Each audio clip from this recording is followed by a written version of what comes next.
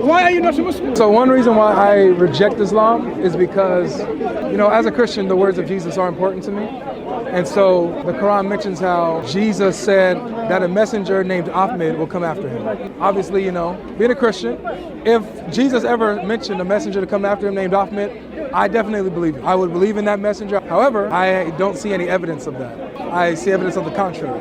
A huge reason why I would say I reject Islam. So if you were not a Christian, you would reject Islam because it mentions something that goes against the Bible. Would that make sense? And it's not just something that goes against the Bible. It's saying it's making a positive claim. Let me rephrase what I'm saying. Okay, go ahead. If you didn't know anything about Christianity, would your rejection of Islam still be valid the way you explained just now? Yes. Right. So the Quran says Christ talked about someone to come after him, whose name would be Ahmed, and you, whether you're a Christian or you have no knowledge of Christianity, you think because of that you reject Christianity. Yeah, and here's the reason why. It's because if I'm investigating the claims. As an investigator, I'm trying to verify, okay, is he telling the truth here? So when I go and I investigate and I don't see anywhere in any history where Jesus mentioned Ahmed to come after him, I'm like, oh, well, this book is false. It's making a false claim. Very interesting. So as an investigator, you have investigated and looked into what this claim Jesus made. Firstly, where has he made these claims? Yeah. The writings you've read yourself in Greek, in Hebrew, in Aramaic. So you've learned of all these languages and investigated, right? I've looked into the text. And I haven't seen it. If a text is in Greek, you've looked into the Greek text, you've understood it, fine, good. So you've investigated that the early reports about Christ, the ones that talks about Christ himself, and you have made yourself a good investigator, a good critic, and say this kind of writings is authentic and acceptable and reliable. For example, when we look at writings about Christ in the Gospel of St. Thomas, for example, 114 sayings, on the Gospel of Judah, in the Gospel of Infancy, right? In the Gospel of Mary, none of which are in the Christian canon, in the Bible that Christians follow today. But these were written by people who thought they were following Christ, who thought they were following the teaching of Christ, what Christ preached. So you investigated them and you considered, so you have all of these writings, the 4 in the New Testament, in your New Testament, and the other 45 or so that we know of extant in various manuscript traditions, and you said, okay, this is reliable, this is not. So the question now pinges on, how do you establish authenticity and reliability of all of these textual tradition that is available to us? That's actually not the question. That's the question for me, to you. Well, yeah, so my question is, at first was, where does Jesus say this? That was the question. Not on, is this reliable, is this reliable, is this reliable, is this reliable? When we look at the text of all the claims of what Jesus said, where? We do not. Where do you look? In the earliest testaments that we have of his words. The New Testament. That's right. Again. No, well, that's what we have. What I'm saying. Well, can I land this? I will let you speak every, but I want to clarify something. Yeah, but let me land this. Huh? Let me land. But you misunderstood my question. No, I'm trying to explain my point. But did you understand my question, though? I understand your question. You asked me how. Go ahead. So this is why I'm saying this, because you're changing the conversation to how do you determine what's reliable? Yes. My question is, no, it's not that. My first question was, does Jesus mention the Ahmed, and if so, where? I haven't seen anywhere where he does that. Okay. So if you can provide that for me, that would be beautiful. Sure. So this is what I'm trying to establish. Okay. Whatever Christ said or not said, let me just remind you, if you didn't remember, there are reports in some Gospels, Christ is saying something like this. I have many things to tell you. Many things. Not one thing, not two things, many things. But you cannot bear them. But when I go, he will come and tell you. That means whatever Christ said, he said many things, but he didn't actually tell them, these disciples. So the things that he didn't say, that also did he tell to someone else, number one. Because he didn't tell them, right? Like he didn't meet Paul in real life when he was alive. He did. No. Paul, in real life. Jesus is alive. In real life, Paul didn't meet Christ. Yes, he did. Don't tell me, because Paul saw a vision, not real Jesus, right? It was Jesus. Let's see that. He was alive. a vision and a dream is not the same as seeing you. If I see you in my dream, and if I see you now physically, is it the same? It's not the same. So I don't have to even elicit an answer from you. Did Muhammad really see Jesus and Abraham and Moses? Let me clarify. On the night journey? Let me clarify. Because that was a vision. Let me clarify. But you believe that? Hang on. It's a clarify. I'm making a distinction. It's a double standard. I'm making a distinction. What's the distinction? I am telling you. Okay. So now, when we say, where did Christ say these things, right? You have documents in which you say, these are the documents that we believe Christ says so, right? The question inevitably that comes is, how reliable are these documents in which they supposedly talk about what Christ said or Christ did? So it's important for us to verify and authenticate these documents. All right, let me respond. Let me respond. You can respond. But here's my question. Here's my question. What are the criteria that we can use to determine the authenticity and reliability of what Christ said in those available documents? Got you. So let me ask you this, and just a quick answer, please, so I can pick it back off.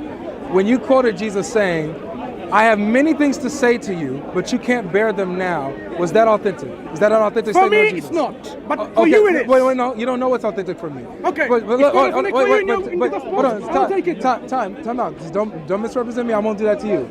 You quoted it. You What quoted did I this. say Wait, earlier? please stop. What Did did I I say? interrupt you? What did I say? Did I interrupt you? Yes, you did. No, I did not. I sat here and let you speak. I know, you interrupted me. No, earlier on. I let you speak. It's on camera. Continue. So, thank you. I appreciate it. So you quoted, you said in one of these documents, Jesus says, and you built your argument on, there's other words that Jesus mentioned that are not found here, and he didn't tell you what these words are. That's what you built your case on. So now when I asked you, okay, let's rewind, that verse that you quoted, was it authentic? You said no. So then therefore, you don't know if there were other words. You can't say that there were many words that Jesus didn't say to his disciples. You don't know if he didn't say everything. Respond. No, let me finish. Okay? So you don't know if Jesus didn't say everything. For all we know, he did. Especially according to the Quran, he said everything that was in the Injil. He revealed the Injil from the Quran's paradigm. So he didn't miss anything. Now, if we're again. We'll see. So now, but you didn't finish the verse. He says, I have many things to say to you now, right? But I have many things to say to you, but you can't bear them now. But when the Holy Spirit comes, who the Father will send in my name, he will guide you into all truth. For some reason, you left that out. I don't know why. But I can tell you why right now. Because he wasn't important. The point I was trying to make is there are many things you're supposed to say. It's very important. So here it is. I'm asking Where again. are they recorded those many things? This is what I'm asking. Your Quran says, it makes a claim, Jesus mentioned Ahmed to come after him. Where did he say that? I'm telling you, in my turn, I'm explaining to you. All right. Just like the prophecies of Christ himself cannot be found even by his name even once in the Old Testament, the entirety of the Old Testament, we say, this way the Quran is saying, he was described to them by description, by attributes, right? So the prophet was known to them not only by, like, this is what it says X, Y, and Z, but it was all known through description. Just like the absence of every single book of the Old Testament in which the name of Christ is not even mentioned once. You assume it's referring to Jesus. It might well refer to Hare Krishna, right? So now, let's come back to the point I'm saying.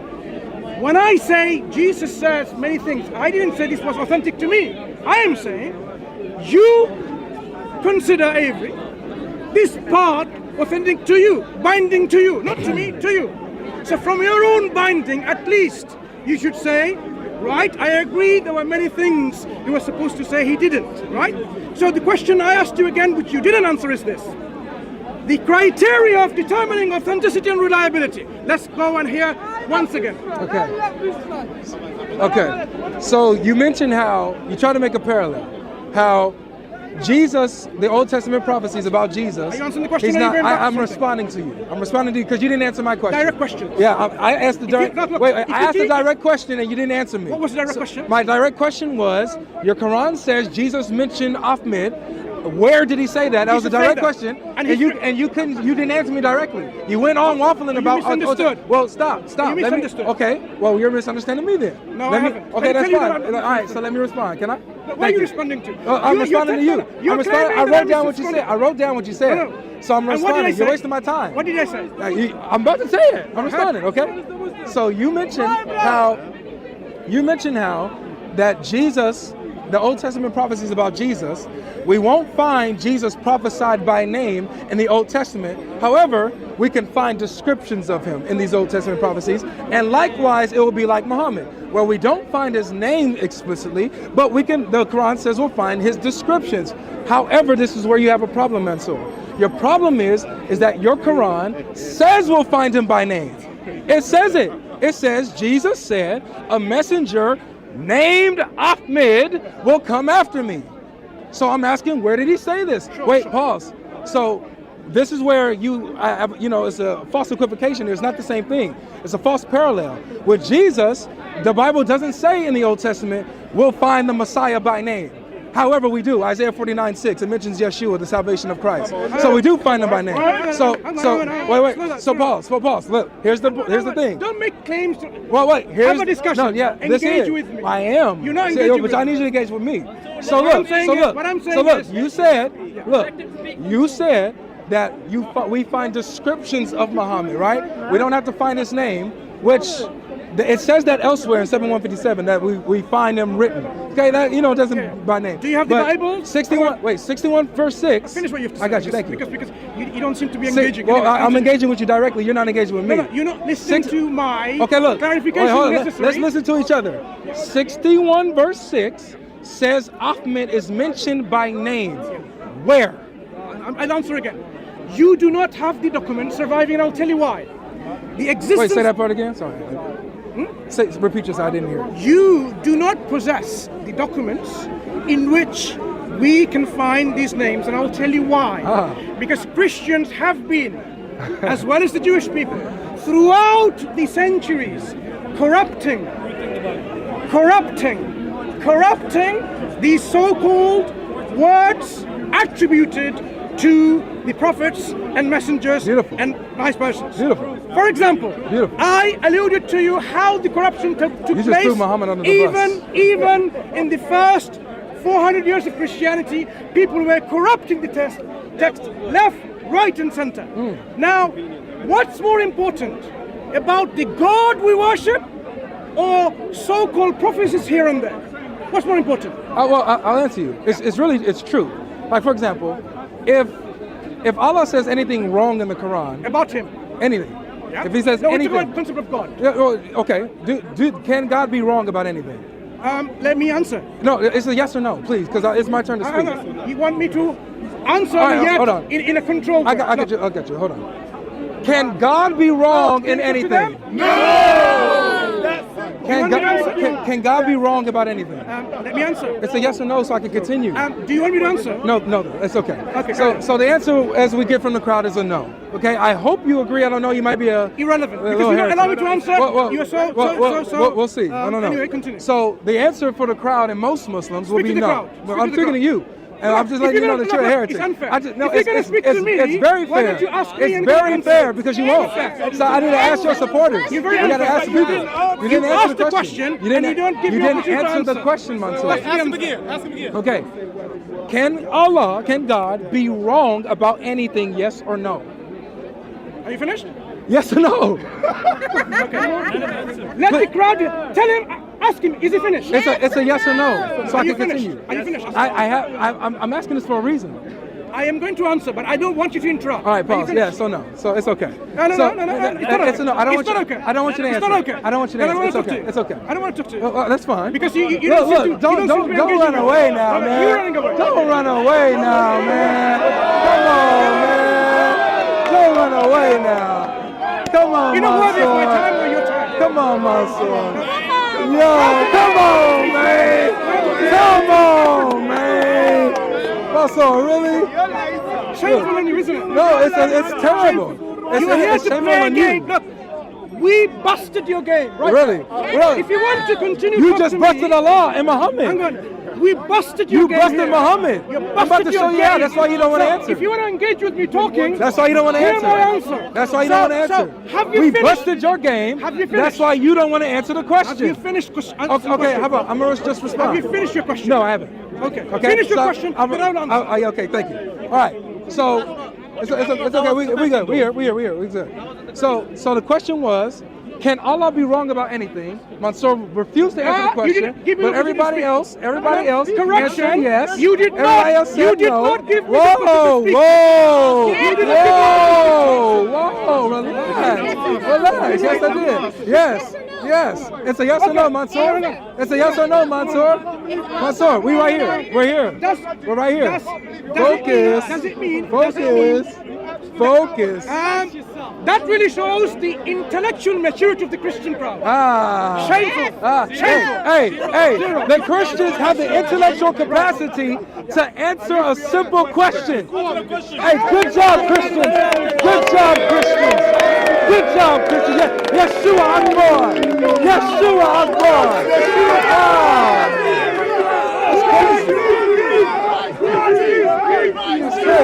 crazy. Come on, man.